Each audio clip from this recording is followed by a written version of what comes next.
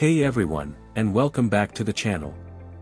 Today, we're tackling a topic that many of you have asked about, and one that frankly, can feel incredibly daunting: saving your first $1,000. It sounds like a huge number, especially if you're living paycheck to paycheck or dealing with a low income.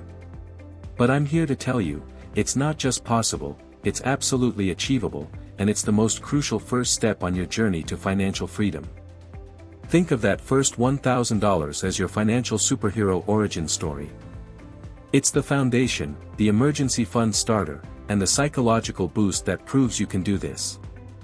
This isn't about becoming a millionaire overnight, it's about building a solid base. And guess what? We're going to break it down into actionable, easy-to-understand steps, backed by some of the best financial minds and research out there. But first, why $1,000? Why not $100, or $10,000? Well, $1,000 is often cited by financial experts as the minimum viable emergency fund. It's enough to cover many unexpected expenses: a car repair, a surprise medical bill, a sudden job loss for a short period, without throwing you into a spiral of debt.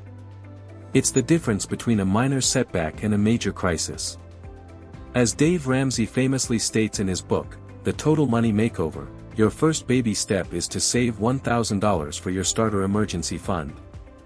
He emphasizes this not just for practical reasons, but for the immense psychological momentum it creates. It proves to you that you can control your money. So, whether you earn minimum wage, are a student, or just feel stuck, this video is for you. We're going to cover everything from mindset shifts to practical money-saving hacks and even ways to boost your income, no matter your starting point. Before continuing, we invite you to grab your coffee, get comfortable, and start learning how to implement small changes in your life that will transform the way you relate to money. If you haven't already, subscribe to Finance Unlocked to enjoy content like this on personal finance and financial education. Section 1, The Mindset Shift, Believing It's Possible. Let's kick things off with what I believe is the most underrated aspect of saving money: your mindset. If you don't believe you can do it, you won't. It's that simple. Henry Ford nailed it when he said, "Whether you think you can, or you think you can't, you're right." This isn't some woo-woo affirmation, it's basic human psychology. If your internal monologue is "I'm always broke," or "I'll never get ahead," then guess what? You're setting yourself up for failure. We need to flip that script. One of the core tenets of financial education is understanding that your beliefs about money profoundly influence your actions. In T. Harv Eker's book, Secrets of the Millionaire Mind, he discusses what he calls your money blueprint. He argues that we all have a preset way of thinking about money, often inherited from our childhoods or experiences. Eker states, "Give me 5 minutes, and I can predict your financial future for the rest of your life." How? By listening to your money blueprint, which is imprinted in your subconscious mind. He suggests that if your blueprint is set for scarcity, you'll constantly find ways to prove that belief true, often unconsciously. Our goal here is to consciously reprogram that blueprint. Instead of "I can't save $1,000, let's start asking, "How can I save $1,000? This shifts you from a victim mentality to a problem-solver mentality. A study published in the Journal of Consumer Research has shown that self-efficacy, your belief in your own ability to succeed, is a powerful predictor of financial health. Individuals with higher financial self-efficacy are more likely to save and budget. Your belief actually enables your actions. So, how do we cultivate this belief? Start with small wins. Don't aim for $1,000 tomorrow. Aim for $10 this week. Then $20 next week. Each small win builds confidence. Visualize success. Seriously, close your eyes and imagine what it feels like to have that $1,000 in your emergency fund. And if you're into them, try positive affirmations. Simple phrases like "I am capable of saving money" can help rewire your brain over time.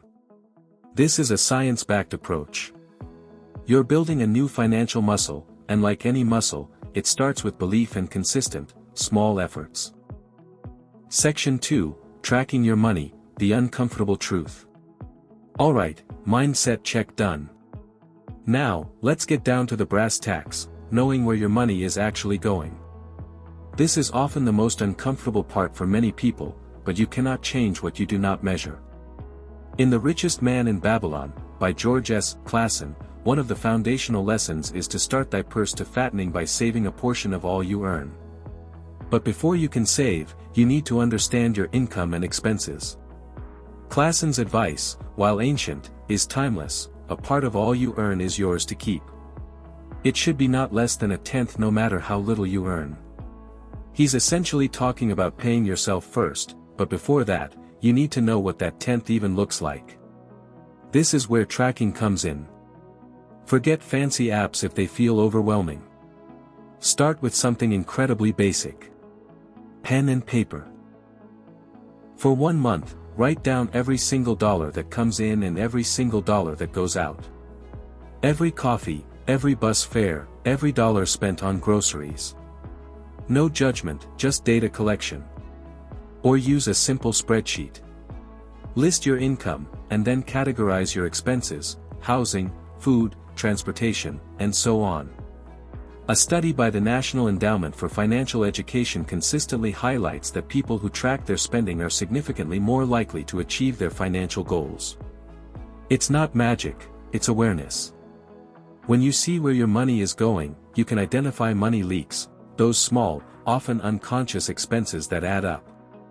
Once you've tracked for a month, you'll have a clear picture. Your income minus your expenses will either show a surplus, a deficit, or you're breaking even. This data is power. It tells you exactly how much wiggle room you have. Don't get discouraged if the numbers look tight. Remember our mindset shift. This isn't about blaming yourself. It's about gaining control. Knowing your numbers is step 2 toward that $1,000 goal. Section 3, the expense attack, cutting your way to $1,000. Now that you know where your money is going, it's time to put on your financial warrior armor and attack those expenses. This is where you actively create room in your budget for savings. Let's refer to Your Money or Your Life by Vicki Robin and Joe Dominguez. This book encourages a profound shift in how we view money, not as an end in itself, but as life energy, the hours of your life you traded to earn it. They suggest asking yourself if your purchases are truly worth the life energy you traded for them. They write, the golden rule of money is to spend less than you earn. Simple, right? But the application is where the magic happens. Here's how to apply it, especially on a low income. First, attack the low-hanging fruit. Go through and cancel all your unused subscriptions. That's a huge money leak for almost everyone. Next, tackle eating out and coffee. Even a daily $5 coffee adds up to $150 a month. Start packing your lunch and making coffee at home. It's hard, but it's incredibly effective. Then, move on to the strategic slashes. Groceries are usually the second largest expense. You can save a ton by meal planning, shopping with a list, and cooking at home. You can also save on utilities by unplugging electronics when you're not using them, or by simply adjusting your thermostat. A study from the Consumer Financial Protection Bureau highlighted that simply having a budget, regardless of its strictness, significantly improves perceived financial control and reduces stress. The act of cutting expenses, even small ones, gives you a sense of agency. This isn't about deprivation, it's about intentional spending. Every dollar you don't spend on something non-essential is a dollar you can put toward that $1,000 emergency fund. It's about prioritizing your financial security over instant gratification. Section 4, Income Boosters, earning your way to $1,000. Sometimes, no matter how much you cut, your income simply isn't enough. And that's okay. The good news is, in today's world, there are more ways than ever to boost your income, even on a low income. This isn't about getting a second full-time job, it's about finding smart, achievable ways to add extra dollars.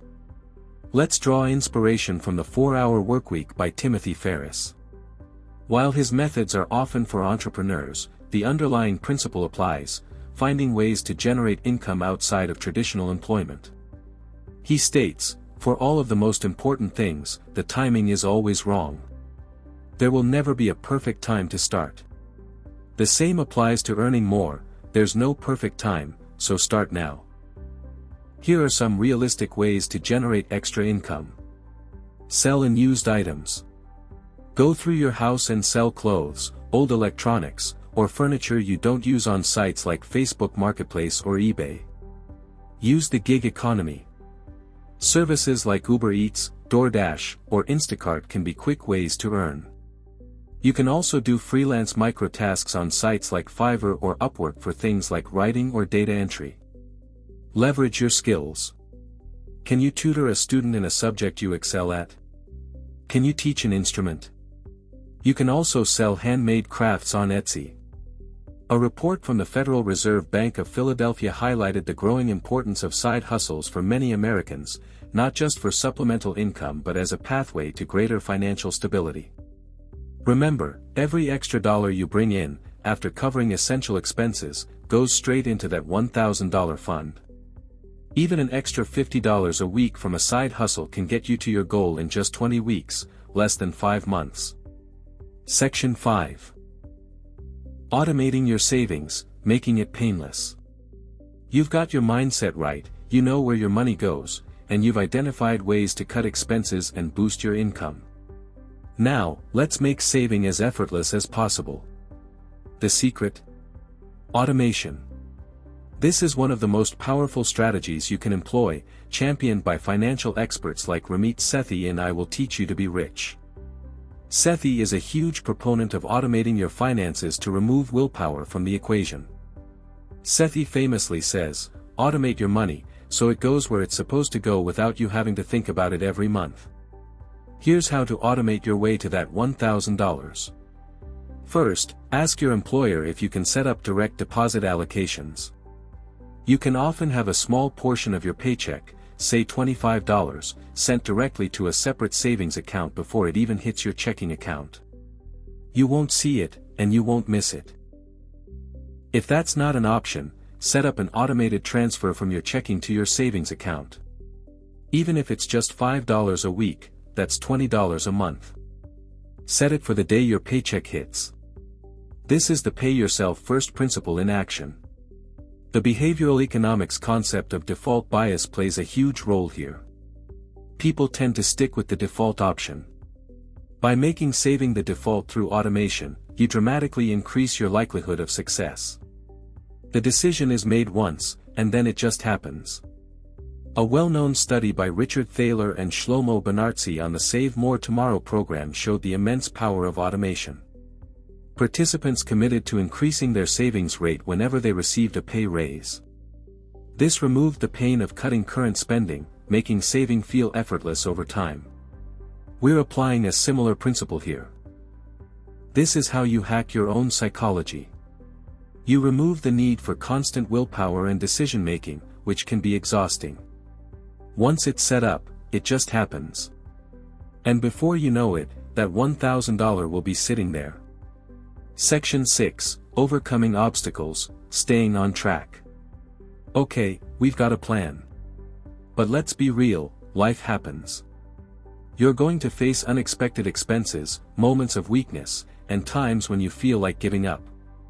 This section is about building resilience. One of the most profound lessons comes from The Psychology of Money by Morgan Housel. He emphasizes that personal finance is less about what you know and more about how you behave. Housel writes, "Doing well with money has little to do with how smart you are and a lot to do with how you behave.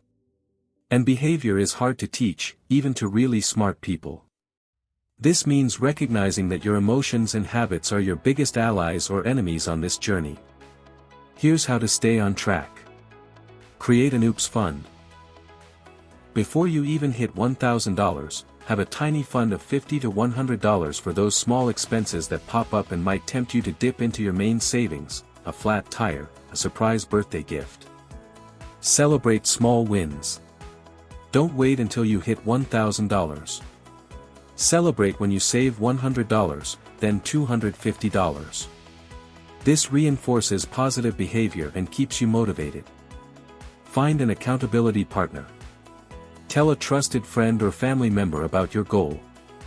Knowing someone else is aware of your goal can provide extra motivation. And remember the power of delaying gratification. The famous marshmallow test showed that children who could delay eating a marshmallow for a larger reward later tended to have better life outcomes. When you delay gratification for that $1,000, you're building a powerful habit that will serve you for life. This isn't about being perfect. You'll make mistakes. You'll overspend sometimes. The key is to not let one setback derail your entire journey. Get back on track immediately. Forgive yourself, learn from it, and recommit. Section 7. Beyond the Basics, Overcoming Common Roadblocks. Now, let's talk about some of the most common questions and roadblocks that come up when people are trying to save on a low income. First, what about debt? For many of you, your first priority isn't saving, it's getting out of debt. If you have high-interest debt, like on a credit card, paying it off is a guaranteed return on your money. You can't get a 20% return in a savings account. Choose a strategy that works for you, the debt snowball or the debt avalanche. The snowball method, popularized by Dave Ramsey, focuses on paying off the smallest debt first to build momentum. The avalanche method, which is mathematically faster, focuses on paying off the debt with the highest interest rate first. Either one works, but the key is to be aggressive. Next, what about shared living situations? If you live with family or roommates, money can get complicated. Be transparent about your goals without being preachy. If you're saving on groceries, maybe you take on the task of cooking for a few nights a week. If you're cutting back on utilities, make sure you communicate with your roommates so they're on board. Clear communication prevents conflict. And what about a big setback? Let's say you've saved $800, and your car breaks down, wiping out all of it. This is not a failure. This is exactly what that money was for. It did its job. It saved you from going into debt. The goal is to build a habit of saving, and that habit is still intact. When this happens, take a deep breath, and start over at $1. You know you can do it because you've already proven it to yourself once. Finally, what about the mental and emotional fatigue? Trying to save when every dollar is a struggle is exhausting. Remember, it's not a sprint, it's a marathon. Give yourself grace. A study from the National Bureau of Economic Research found a strong link between financial stress and decreased cognitive function. Don't let money worries paralyze you. Take a break, go for a walk, do something that makes you feel good and costs nothing. Then get back to it the next day. This is a long-term journey. In The Millionaire Next Door, by Thomas J. Stanley and William D. Danko, they found a core trait among millionaires was living well below their means. They didn't focus on looking rich, they focused on being rich. That means making disciplined choices that prioritize long-term financial freedom. Section 8, Your Next Steps. Congratulations. You've done it. You've saved your first $1,000. That's a huge accomplishment, especially on a low income. Don't underestimate the power of this milestone. It proves your capability. So, what's next? That first $1,000 is your starter emergency fund. It's meant to be there for those immediate, unexpected expenses. But it's just the beginning. Build a larger emergency fund. Saving your first $1,000 on a low income is more than just a financial goal, it's a testament to your discipline, your commitment, and your belief in yourself.